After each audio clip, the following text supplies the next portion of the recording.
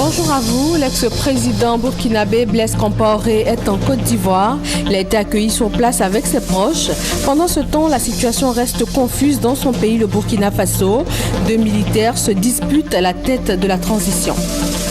Célébration aujourd'hui de la Toussaint, fête de tous les saints. Comme chaque 1er novembre, l'église honore ce samedi les défunts qui ont vécu dans la foi chrétienne. My African Startup, une initiative pour encourager les jeunes entrepreneurs africains. Il s'agit principalement de leur donner une visibilité médiatique et favoriser d'éventuels investissements. Voilà pour les principaux points de ce journal. Merci d'être avec nous sur RTI 1. Il a démissionné hier de la présidence du Burkina Faso. Blaise Compaoré est arrivé aujourd'hui en terre ivoirienne. Il a été accueilli dans le pays avec ses proches. Le communiqué officiel est lu par Marcel Amontano, directeur de cabinet du chef de l'État ivoirien. Communiqué de la présidence de la République. Le président de la République et le gouvernement suivent avec une attention particulière l'évolution récente de la situation politique au Burkina Faso, pays frère avec lequel la Côte d'Ivoire partage une frontière commune et des liens séculaires de fraternité et de solidarité.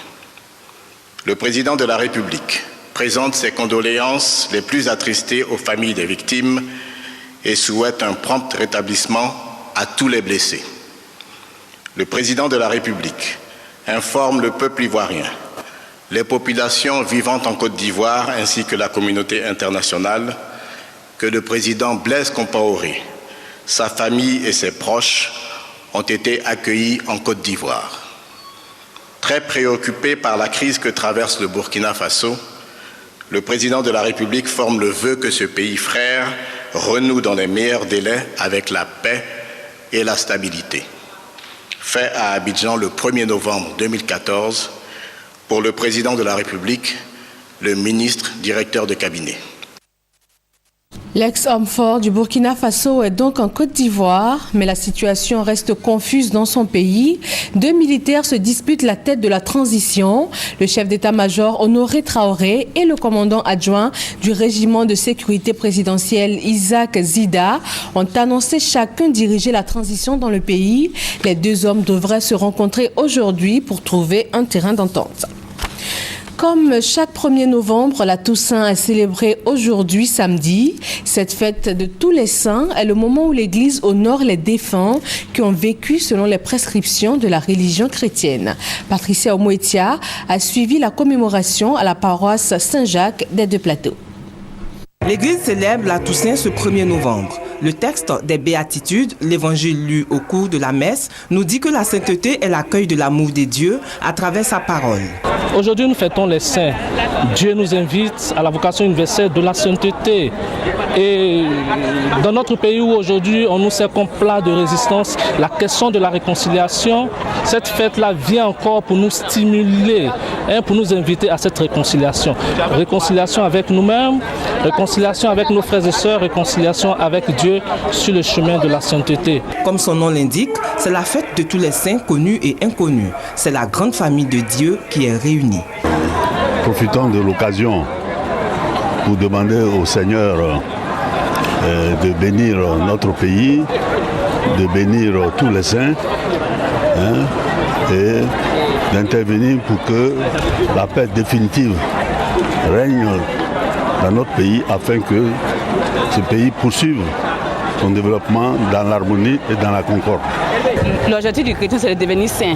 Et donc, c'est cette prière-là que tout chrétien doit faire pour pouvoir vivre dans la vérité. En ce jour, on se souvient de tous ceux qui nous ont dévancés. Et chaque jour, nous prions pour que le Seigneur leur accorde sa maison. La Toussaint est une fête catholique célébrée le 1er novembre, au cours de laquelle l'Église catholique honore tous les saints connus et inconnus. La Toussaint précède d'un jour la commémoration des fidèles défunts, dont la solennité est fixée au 2 novembre. Les groupes Orange et Amétis Finance veulent investir en Côte d'Ivoire. Leurs dirigeants ont échangé avec le chef du gouvernement sur la potentialité économique qu'offre le pays. Les annonces de création d'un fonds d'investissement et aussi d'une société ont été faites par le groupe Amétis Finance. Le reportage est signé Hugues Hervé-Blé. Le secteur des télécommunications en Côte d'Ivoire a été au centre des échanges qu'a eu le Premier ministre avec la délégation du groupe Orange.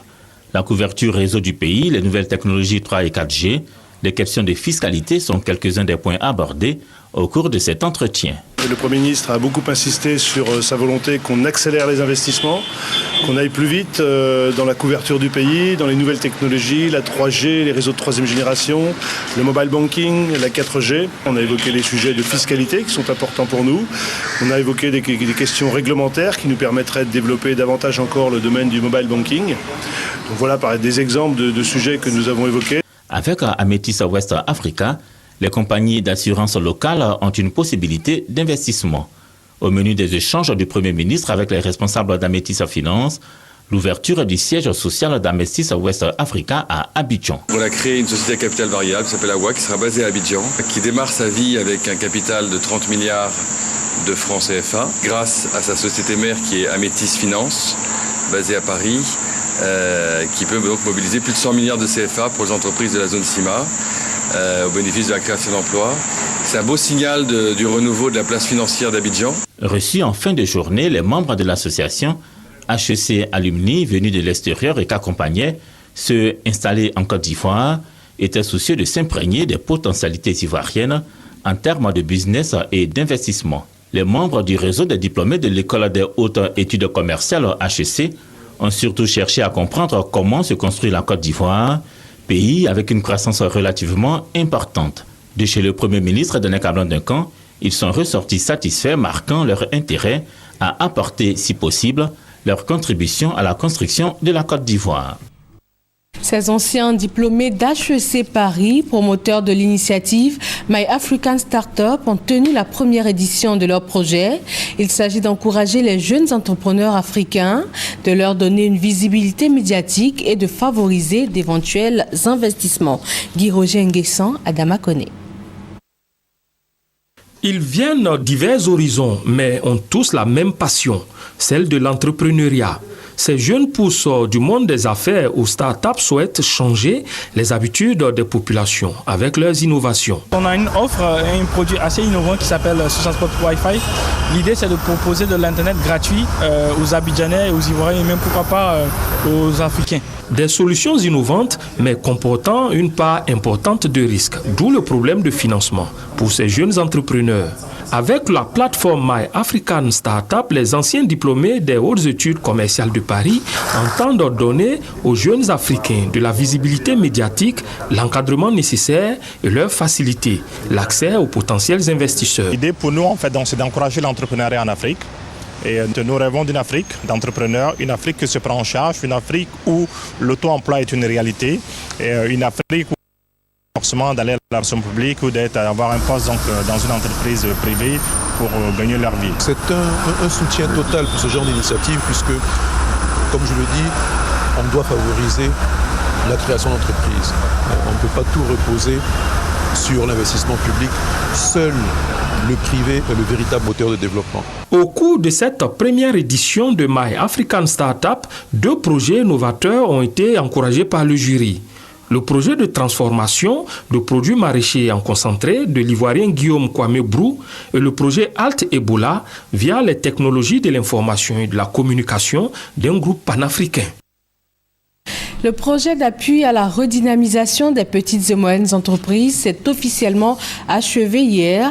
Après 4 années, le bilan est positif, avec notamment la création du tribunal du commerce et le centre de lutte contre le racket à hauteur de 7,5 milliards. Le ministre Nialé Kaba souhaite une deuxième phase qui va intégrer cette fois l'agriculture et l'industrie. Ali Dirasoua. Mis en œuvre en 2010, le projet d'appui à la redynamisation des petites et moyennes entreprises par PME a pris fin ce vendredi. Il a été financé à hauteur de 7,5 milliards de francs CFA par la Banque mondiale. Après 4 ans au service du secteur privé et de l'amélioration du milieu des affaires, Quel bilan?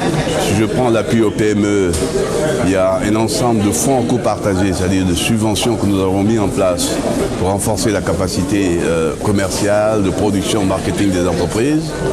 Il y a eu la mise en place de la mutuelle de financement des PME par rachat de la dette des PME auprès de l'État de Côte d'Ivoire. Il y a eu la mise en place du tribunal de commerce et la mise en place de l'unité de lutte contre les rackets. Cette première phase du PAR PME terminée avec succès, de quoi aiguiser l'appétit des autorités ivoiriennes. Nous pensons que la deuxième phase du projet, justement, doit à la fois couvrir un champ plus large, mais également des domaines plus larges. Dans le discours, on a parlé de l'expansion au PMI également, donc du secteur de l'industrie. Nous avons le secteur agricole qui peut avoir un accompagnement assez dynamique et nous avons souhaité même que la Banque mondiale puisse regarder comment on peut monter ce type de projet autour de ce que nous appelons des pôles de croissance avec des activités intégrées. La Côte d'Ivoire, encore dans le peloton des top 10 du Doing Business, n'entend pas dormir sur ses lauriers. Le pays entend continuer ses réformes afin que le secteur privé soit la mamelle de l'économie ivoirienne. Parlons transport, un autre pilier important de l'économie. L'Office ivoirien des chargeurs et la Fédération nationale des commerçants de Côte d'Ivoire unissent leurs actions pour un meilleur encadrement des acteurs du transport et du commerce. Les deux structures ont signé un partenariat. Sephora Zegui, Noël Niagno.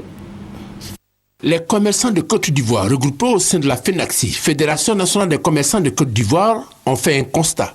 Ils éprouvent de multiples difficultés dans l'exercice de leurs activités, toutes choses qui impactent leur compétitivité. Lorsque vous prenez un camion ici de marchandises pour vous rendre soit au Burkina ou au Mali, vous êtes confronté à beaucoup de tracasseries sur les routes. Et les commerçants s'en plaignaient et ils s'en plaignent. Comment résoudre ces équations au quotidien et assurer un meilleur approvisionnement des marchés pour le bonheur des consommateurs?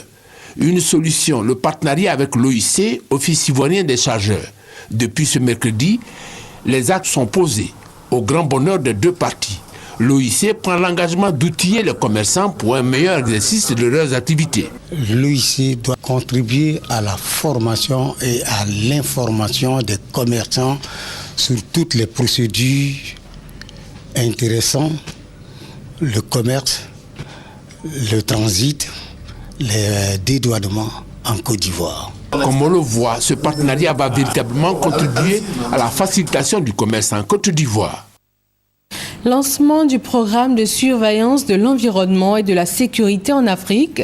Il vise à renforcer les capacités de gestion de l'information, de prise de décision et aussi de planification des institutions africaines chargées de l'environnement, du climat et de la sécurité alimentaire. Nous Sangaré, Serge Gangoma. Le secteur agricole joue un rôle important dans l'ensemble des pays de la communauté économique de l'Afrique de l'Ouest.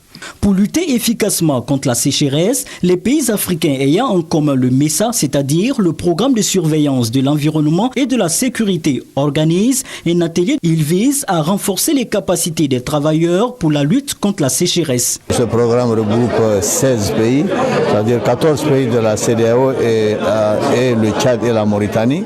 Et toute la semaine nous permettra donc d'abord de partager les expériences issues du programme qui a précédé le MESA, l'AMSD, et ensemble déterminer les lignes directrices de ce programme pour qu'en le mettant en œuvre d'ici, pendant les 3 années qui suivront, nous allons nous occuper techniquement et scientifiquement des problèmes qui minent notre environnement. Gestion de l'eau pour les cultures et les pâturages est le thème de cet atelier. Une formation jugée opportune par les auditeurs. Tout mécanisme qui nous permet de planifier, de surveiller, comme ce programme MESA, les changements climatiques et les impacts négatifs des inondations, des feux de brousse, de l'ensoleillement, par rapport à notre planification agricole ou notre planification de gestion de l'environnement, naturellement, nous intéresse. Ce projet est axé sur la nécessité de renforcer les capacités d'utilisateurs des données d'observation de la Terre sur le continent africain. Il met particulièrement l'accent sur les applications climatiques et environnementales. Réhabilitation des aérodromes de Bouaké, Man, Korogo, Odiéné, San Pedro et Yamoussoukro. La Côte d'Ivoire entend redynamiser et développer le transport aérien national. Les premiers vols à l'intérieur du pays sont annoncés pour le 7 novembre prochain. Francis Boifo. Les aérodromes de Bouaké, Korogo, Man, Odiéné, San Pedro et Yamoussoukro sont en réhabilitation. Pour s'assurer du bon déroulement des travaux, de leur conformité aux normes et au respect des délais, une délégation de la Sodexam, Société d'exploitation et de développement aéroportuaire et météorologique, conduite par son directeur général Georges Ezalé, et une autre d'un opérateur privé ont effectué récemment des visites de terrain à Bouaké, San Pedro et Korogo. Les deux délégations ont pu voir successivement l'aérogare passager, la tour de contrôle, la caserne des sapeurs-pompiers, le parc météo doté d'une station automatique synoptique moderne et la piste d'atterrissage. À 95%, les choses sont terminées. Le chantier est bien approvisionné et donc il reste 5% de choses à faire. Et l'entreprise nous a donné donc les garanties que d'ici une dizaine de jours, donc bien avant le démarrage des vols, les choses seront en ordre. Si le planning des travaux est respecté, dans quelques jours, Ivoiriens et touristes pourront voyager à l'intérieur du pays et être accueillis sur les différents aérodromes dans de meilleures conditions de confort et de sécurité. 4e journée annuelle des assureurs de Côte d'Ivoire. La problématique de l'assurance santé en Côte d'Ivoire est au centre de la rencontre. Améliorer le système de l'assurance et aussi les services de santé en est l'objectif principal. Christelle Nda, Herman Niamia. 20 millions de francs CFA mis à la disposition des 4 centres hospitaliers et universitaires de Côte d'Ivoire par l'Association des sociétés d'assurance de Côte d'Ivoire. Les premiers responsables des CHU de Yopougon, de Trècheville, de Cocody et de Bouaké ont reçu chacun 5 millions de francs CFA. Il s'agit pour l'Association des sociétés d'assurance de Côte d'Ivoire de contribuer à l'amélioration de la prise en charge des patients. Ces fonds vont également aider à relever le niveau du plateau technique des hôpitaux. Avec ces 5 millions, nous allons acquérir des compresseurs pour remettre en marche des fauteuils dentaires qui sont à l'arrêt. Je pense que si ce matériel est bien entretenu, sur plusieurs années, il va continuer de servir les patients. Ce geste s'inscrit dans le cadre de la journée annuelle des assurés de Côte d'Ivoire. Une occasion pour les acteurs du secteur de l'assurance de faire le bilan en matière d'assurance. L'assurance santé va mal en Côte d'Ivoire. Comme l'a indiqué la superviseure de la branche, les résultats techniques sur les 3 dernières années sont déficitaires. Sur la dernière année, on a un déficit de 5 milliards. On ne peut pas continuer, sinon c'est tout l'édifice qui s'écroule. Il y a une série de fraudes qu'on a identifiées. C'est pour ça qu'on a demandé à tous les partenaires de venir pour qu'ensemble, on recherche une solution. Les assurés veulent jouer pleinement leur partition dans le processus de prise en charge sociale des populations ivoiriennes avec la mise en œuvre de la couverture maladie universelle CMU. L'ASACI, avec l'appui des autorités, entend faire de l'assurance maladie une réalité en Côte d'Ivoire. Le virus Ebola a fait à ce jour plus de 4 900 morts. En Côte d'Ivoire, où aucun cas n'a été détecté, la prévention est de mise. Le dispositif de prévention du pays vient d'ailleurs d'être validé par l'Organisation ouest-africaine de la santé et par la CEDEAO.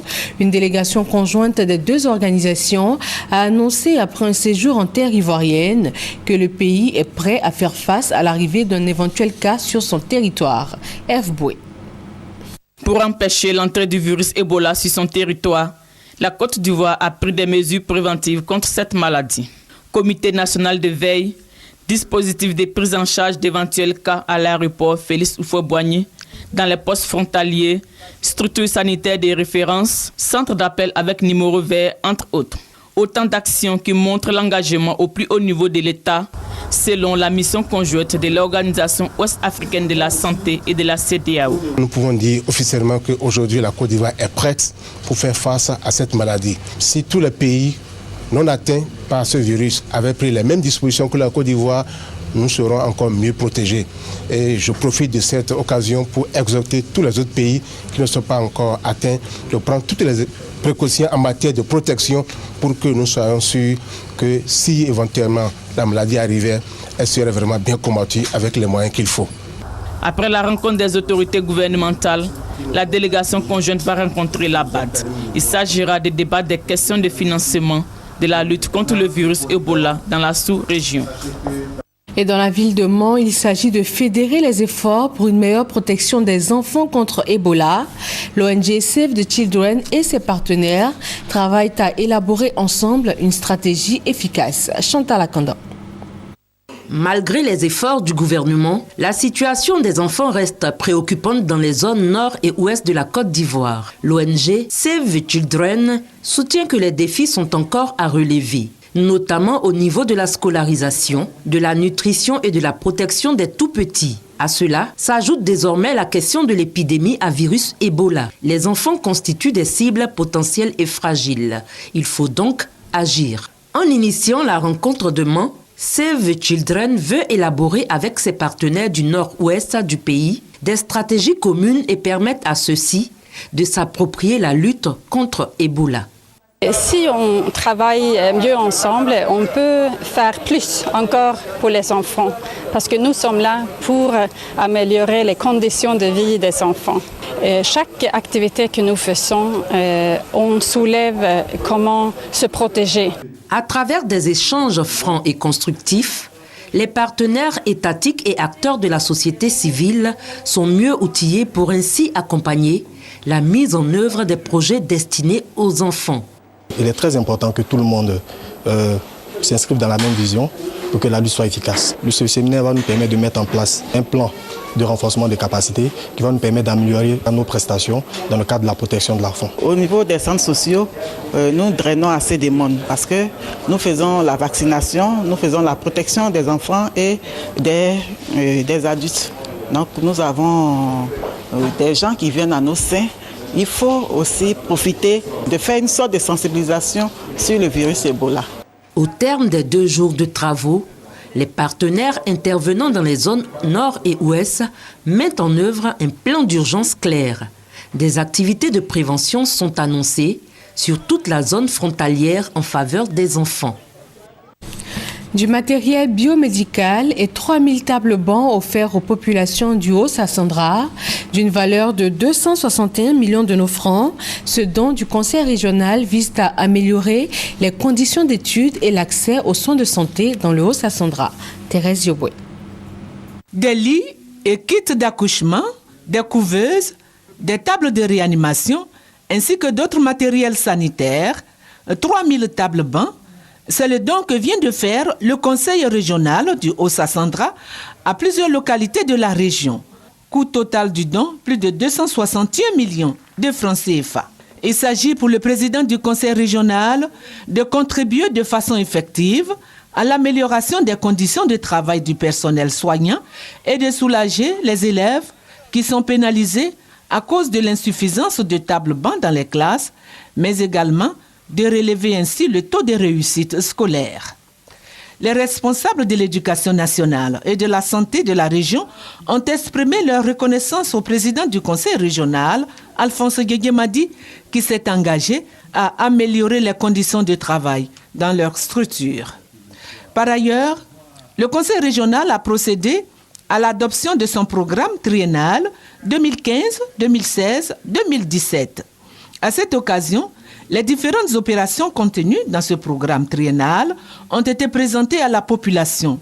Il s'agit entre autres de projets relatifs à l'hydraulique villageoise, au reprofilage de voies et poses de buses, à la construction d'infrastructures scolaires et sanitaires, à l'équipement des forces de défense et de sécurité, à l'acquisition de matériel agricole et bien d'autres projets d'un coût global de plus de 5 milliards de francs CFA.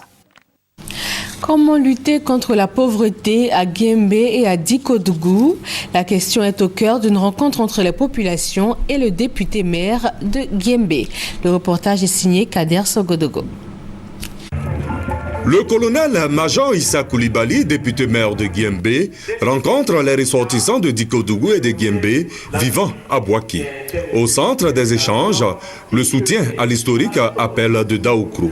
Le député maire Issa Coulibaly a expliqué à ses parents la chance pour la Côte d'Ivoire d'un second mandat du docteur Alassane Ouattara à la magistrature suprême du pays. Le président Arui Konan Bédié, un homme d'État, un véritable visionnaire, aux côtés de son jeune frère, a vu en si peu de temps ce que la cohésion, ce que l'entente, ce que l'union des enfants d'Oufoué-Boigny ensemble a permis de réaliser. Le député maire Issa Coulibaly a demandé aux ressortissants de Dikodougou et de Guembé de rester mobilisés pour la réélection d'Alassane Ouattara en octobre 2015. Les populations sorties en grand nombre ont à cette occasion félicité l'élu Issa Coulibaly pour les travaux effectués dans leur localité. Une caravane de solidarité sillonne les localités de l'ouest du pays. Cible principale, les femmes. Elles reçoivent des moyens financiers et matériels afin de démarrer ou de développer des activités génératrices de revenus. Mamadou Kouassi. 3 jours pour parcourir 8 localités de la région du Tonkpi. Une tournée placée sous le signe de la solidarité, de la cohésion et de la réconciliation. L'épouse du président de l'UDPCI, Union pour la démocratie et la paix, en Côte d'Ivoire, Albert Mabrou-Touakeus, par ailleurs ministre d'État, ministre du Plan du Développement, est allée à la rencontre des femmes du Tonkpi. Soutenue par la ministre Anne-Désirée Ouloto, Fatima Solange Mabri dit être porteuse du message du groupe présidentiel. De Sipilou à Man, en passant par Bienkouma, Mapleu, Danané et Zouaouye. Le message est identique, celui de l'unité, du travail et de la cohésion pour vaincre la pauvreté dans cette partie de la Côte d'Ivoire. Notre cher pays a plus que jamais besoin de la paix. Cette caravane de la paix dans le Tonkpi a pour vocation la paix durable et la fraternité. Pour réaliser une meilleure cohésion sociale. La ministre Anne-Désirée Ouloto a aussi appelé les femmes du district des montagnes à suivre l'exemple de Mabri Solange, qui s'engage dans la culture du pardon et de la réconciliation. Seul moyen pour le développement de leur terroir et aussi pour l'amélioration de leurs conditions de vie. Je voudrais vous inviter à vous inspirer de cette initiative et à faire en sorte que chacune et chacun de vous soit des artisans du vivre ensemble, de la solidarité et de la fraternité. Au cours de ce période de l'Ouest montagneux, Fatima Solange m'a appris à soulager les femmes en leur offrant des broyeuses, des motoculteurs et plusieurs tonnes d'intrants agricoles. Cette caravane, qui a sa 2e édition, est soutenue par la première dame de Côte d'Ivoire, Dominique Ouattara, a vu l'inauguration de l'Institut de formation et de l'éducation féminine de Benouye. Les centres de lecture et d'animation culturelle reprennent du service dans le nord de la Côte d'Ivoire. Le ministre de la Culture et de la Francophonie a exhorté les élèves à fréquenter ces centres ouverts à leur intention. Kwadio Kwame. En Côte d'Ivoire, plus de 51% de la population ne sait ni lire ni écrire. En zone rurale et principalement dans le nord du pays, 2 personnes sur 3 sont analphabètes. Pour corriger cet état de fait, il a été créé des centres de lecture et d'animation culturelle CLAC dans 10 communes au nord de la Côte d'Ivoire en 1990. Ces centres équipés de bibliothèques et de vidéothèques visaient à mettre à la disposition des écoliers et des élèves des livres pour leur formation et surtout donner le goût de la lecture. Le fonctionnement des CLAC a connu un coup d'arrêt en 2002 avec la crise vécue par le pays. Le ministre de la Culture et de la Francophonie, avec le soutien financier de l'Organisation internationale de la francophonie OIF, vient de réhabiliter et rééquiper ces centres. Pour se rendre compte de la réouverture officielle des CLAC, le ministre Bandama Kwaku Maurice a effectué une visite au nord du pays, à Niakaramadougou, Napiedougou, Wangolodougou, Sinimatali et Tafiré. Le ministre de la Culture et de la Francophonie a remercié les maires pour avoir accepté le retour des centres de lecture et d'animation culturelle dans leur commune. Le ministre Bandama Kwaku Maurice a exhorté les élèves à fréquenter les CLAC pour leur formation. Il est reconnu qu'on ne peut former de grands hommes et de grandes femmes sans éducation.